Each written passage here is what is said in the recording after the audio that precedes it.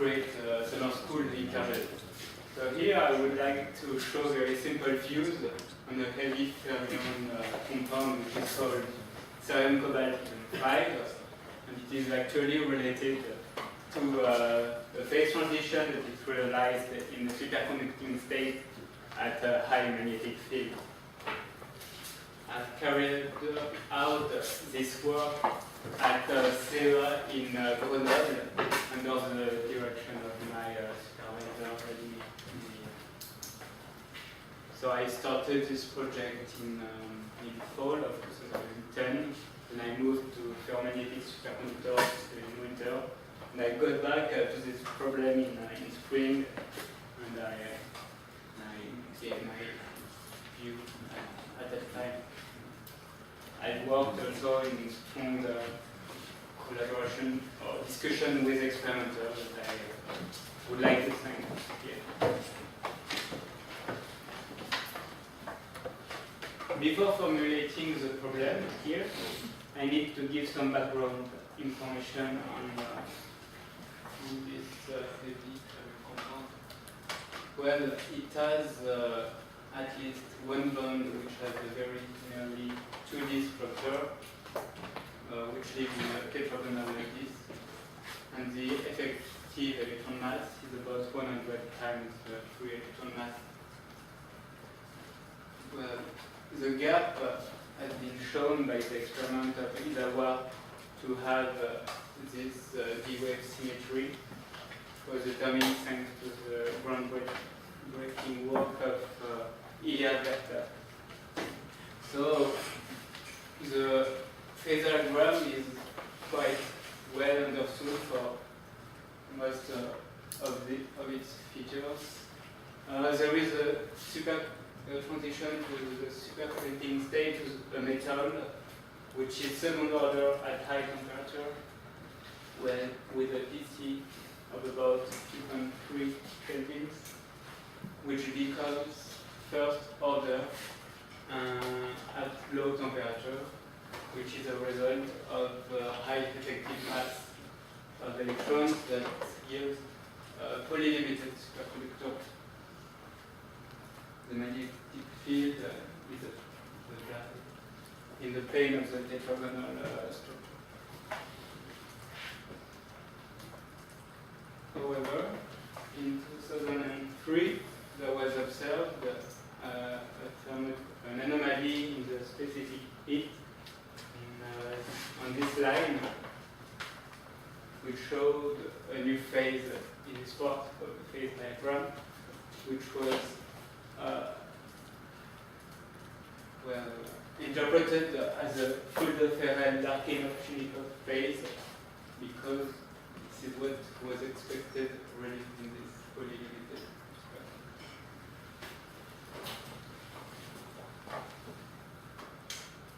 However, in 2008, the group of Ken-Zellman in Zurich measured incommensurate magnetic rock peaks on this part, which show the evidence for coexisting superconductivity and spin density wave order.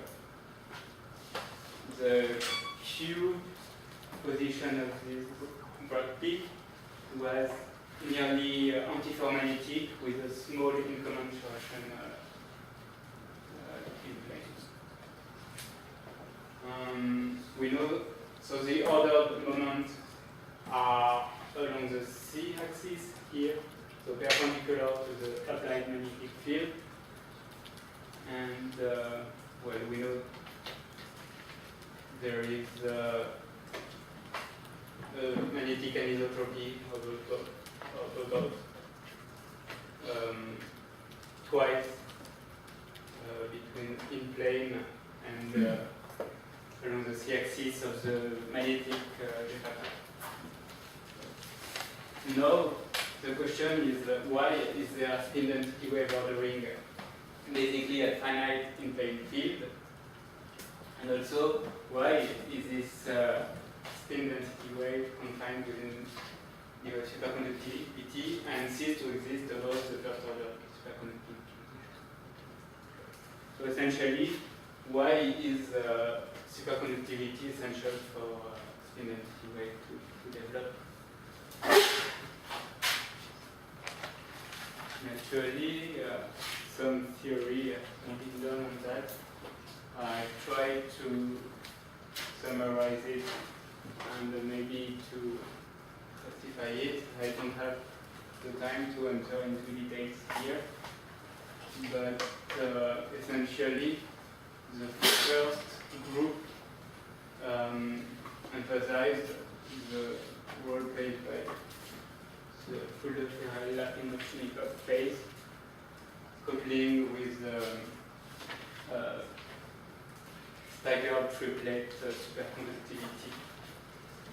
The second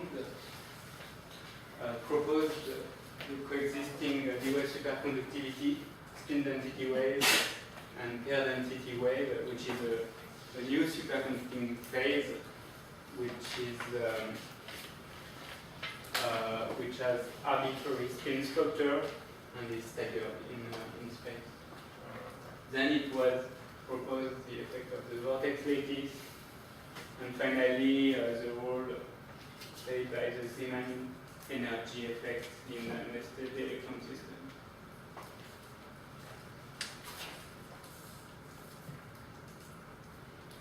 Here I would like to propose very simply an interpretation which is related to the observation of the magnetic mode at zero field, which was observed here by Stock. And we can relate actually the structure factor that was measured with the spin fluctuations in the superconducting phase with that of the fluctuation dissipation theory. The spin-exciton interpretation here was proposed by Eremin et al. And an interesting discussion was given in this paper by Shubukov and Karpov. Well, here is the model, the very simple model we considered.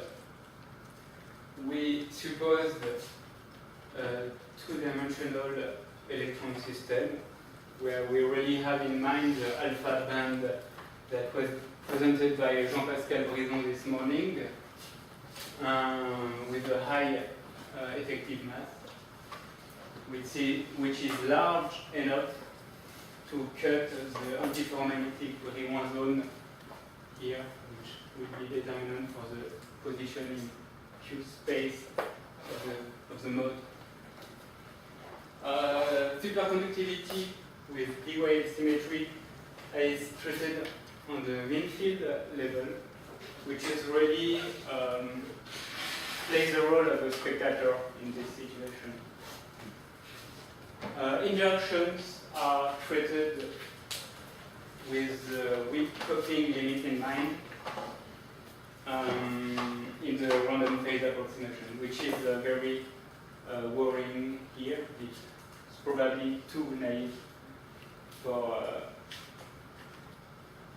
describing the real situation, but I will describe the main effect here that remains strong and doesn't change the conclusion. So we get from this RPR form the condition for the existence of the spin-exciton, which is looks like the usual Stoner-like criterion. And we consider that spin fluctuations along the magnetic easy axis with the magnetic field applied in plane of the tetragonal structure. Here is the result for the spin fluctuations in the superconducting state. And we made a simple observation that under the condition of applying a transverse magnetic field, we can tune the collective mode that was described by Eremin in energy, basically.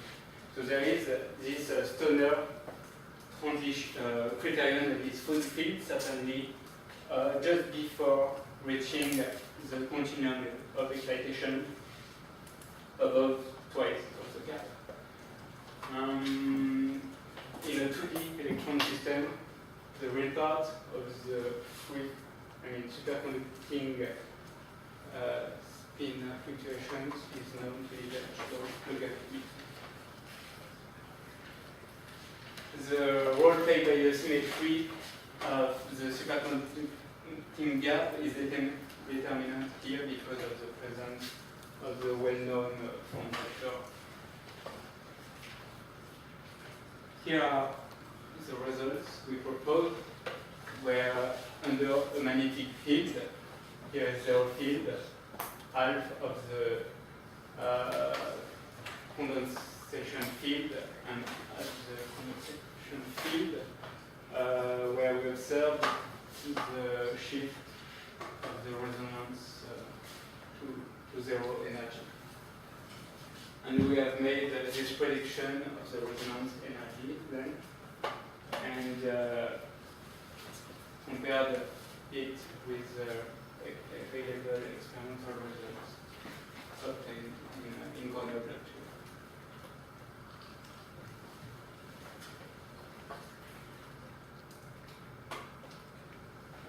2. Well, as an addendum, I would like to ask, is the physics of the vortex lattice relevant here? And actually, we can consider the parameter coming from consideration of the Doppler shift, which is in the right. And because of the Pauli limiting in this heavy-fermion superconductor, we can conclude that the effect of the vortex lattice does not play a determinant role.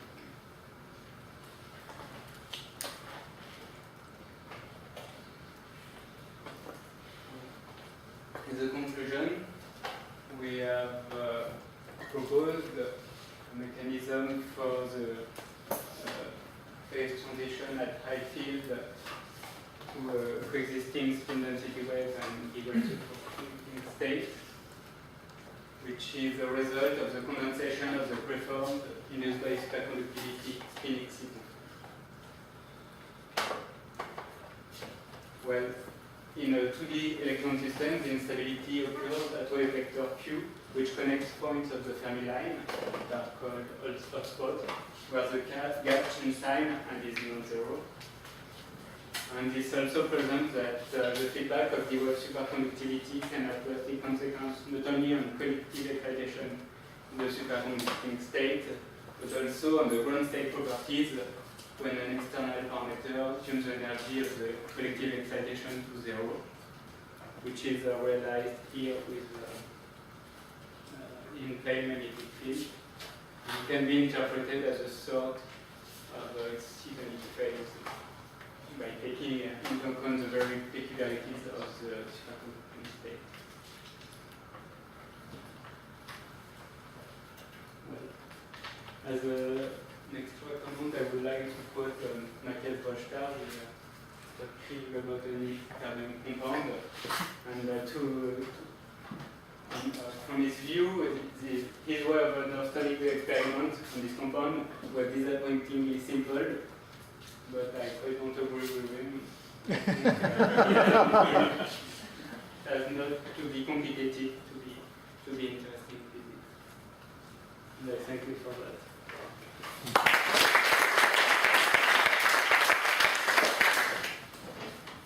So, Deeper question. How does the spectral weight of that mode change as the gap drops, if you keep the coupling constant fixed? The spectral weight of that mode broadens. No, I wasn't thinking about the experiment, I was just thinking the theory. Basically, I would normally expect, if I take a weak coupling theory, yeah, then the spectral weight will actually drop, doesn't it, as the gap goes down? So we have observed that it must probably drop at that point. So presumably so I suppose this is the question I asked you yesterday. I think, yeah. Is that when you go into the broken symmetry state, yeah, Right. But the real problem is that if I were to take a weak coupling theory Yeah. with a as the gap goes to zero, Yeah. the spectral weight of the mode goes down, Yeah. and therefore the order parameter, presumably in a broken symmetry state, would be, well, would it be small, large? Do you have a sense of the number? The spectral wave variation. Well, I mean, here, as I said, we're looking at a dynamical mode, but if you go into the broken symmetry state, do you have any So speculation we've of the got the size of the order results, parameter? yeah. And this is how it varies really. And we are maybe expecting a decrease in the spectral wave. But this may be an artifact of the RPA selection already. So this is No, but it's sort of a natural feature of the logarithm. It sort of gets smaller as the gap goes through. It becomes more weak and out.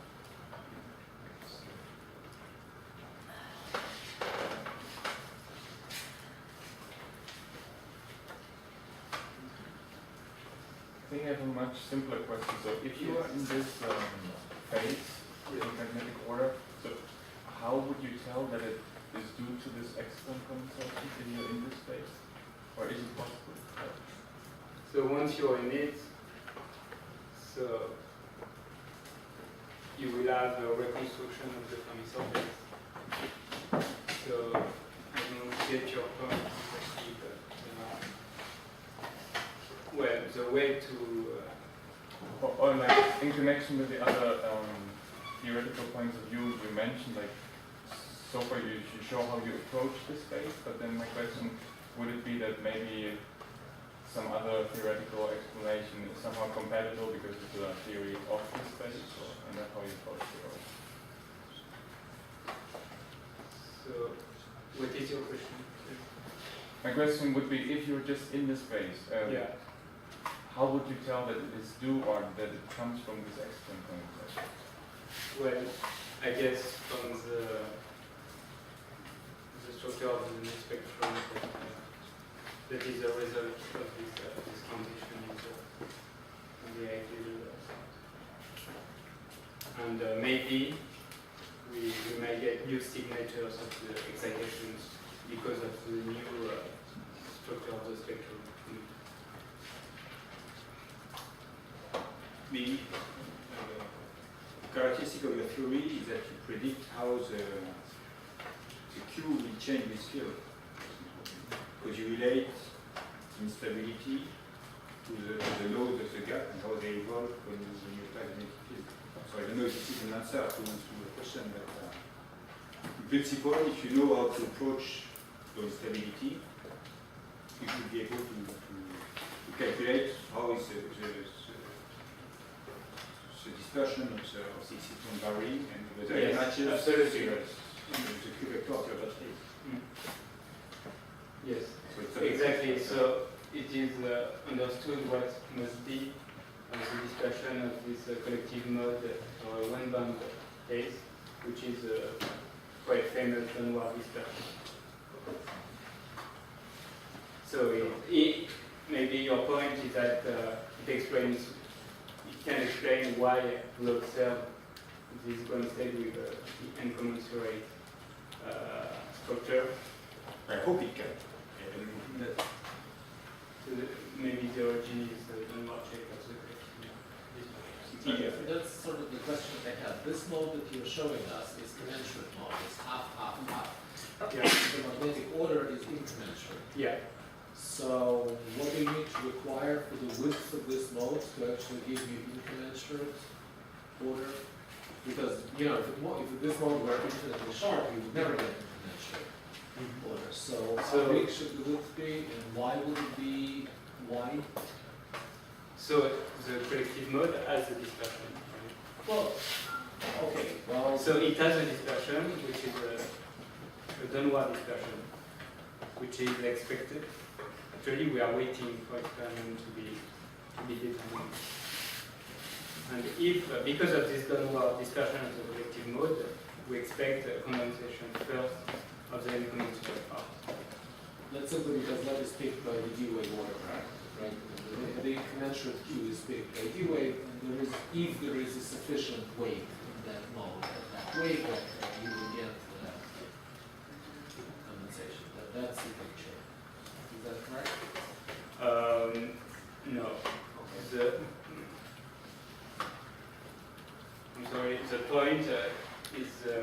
few dependence of the interaction. To describe, The field dependence of Q. yes, of the U interaction, which is an extended order interaction. Sorry.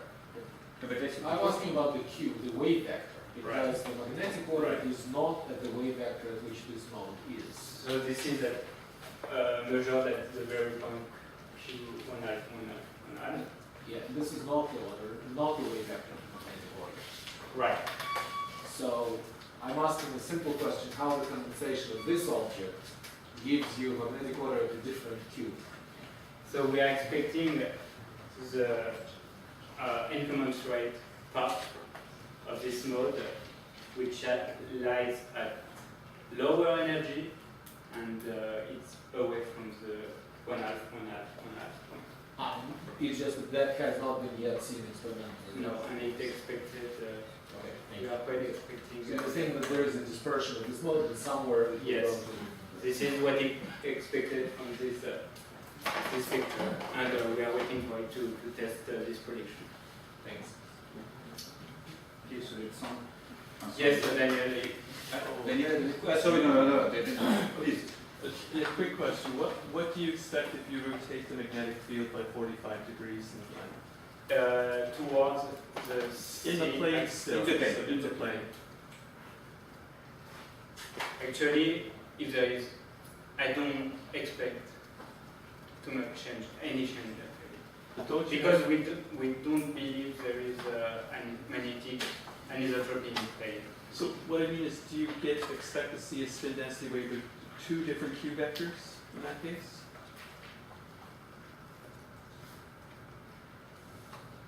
We can talk about it. I don't think I understand this point yet, but You? Okay. We can talk about it. Discuss on the beach. yeah. Very important. So, thank you, Vincent.